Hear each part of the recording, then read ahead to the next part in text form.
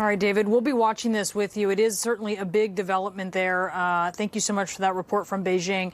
I want to go back to Jim Acosta. He is at the White House. And Jim, we've covered the White House together. There's sort of a formula to these things. If a president were to go ahead with their business of the day and they had something so big happening like it is happening in Minneapolis, they would comment about that at the top of their remarks for sure, or maybe take questions at the end. It's shocking that the president didn't mention Minneapolis, a city on fire, where he has actually talked about the shooting should start when the looting starts overnight in tweets.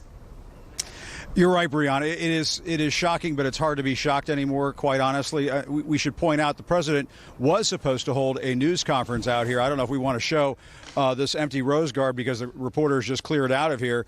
But this rose garden was just set up for all of these reporters to ask questions of the president, who came up to the podium and talked about what he's doing with respect to China. He talked about terminating the U.S. relationship with the WHO, the World Health Organization.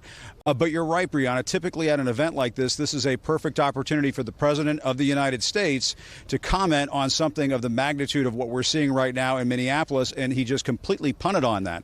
Now, I suspect that's because in the minutes just before this news conference happened, or I guess we shouldn't call it a news conference anymore, a statement happened, he put out this tweet trying to clean up the tweet that he posted last night saying, when the looting starts, the shooting starts. He tweeted just before this press conference got started that he didn't mean that police officers or National Guard forces should open fire on protesters in Minneapolis. That obviously is a difficult pill to swallow. That's a lot to absorb and consider to be anywhere near reality or the truth. And yet that's what the president tweeted. My suspicion is, Brianna, is that he just knew that cleanup was not going to cut it, and that these reporters gathered in this rose garden were going to ask him this question. And as you saw, as he left the rose garden, reporters were going up to the microphone and trying to ask him about that tweet. I was trying to ask him, where is the decency? Where is the decency in tweeting when the looting starts, the shooting starts, when a U.S. city is going up in flames and there are people in harm's way? Obviously, the president doesn't want to deal with those kinds of questions right now. He is a president at times, as we know, who likes to light the match, set the fire, and then run away from the flames. And that's essentially what he did in the Rose Garden just a few moments ago, Brianna. Jim Acosta, thank you for that report. And it's stunning that he didn't talk about this. I mean, you can look at the pictures coming out of Minneapolis, coming out of other places around the country. This is a nation that is in pain after the death of George Floyd, and the president just completely whiffing on a chance to comment on what is happening here. This is the story of the day. This is the story of the week.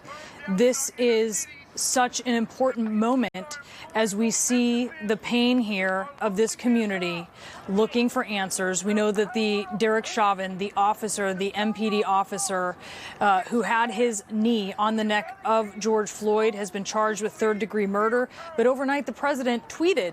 He tweeted that when the looting starts, the shooting starts. This was actually something that harkened back to what a Miami police chief said decades ago. And as the president tried to clean that up and basically say that it was just an observation of shooting happens when looting happens, no, that cleanup, it doesn't fly, because that's not what this was about. So the president not taking questions on a tweet that he put out, and then actually once Twitter noted that it was inciting violence, he had the White House retweet it. So it just doesn't fly. And special coverage continuing now with Brooke Baldwin.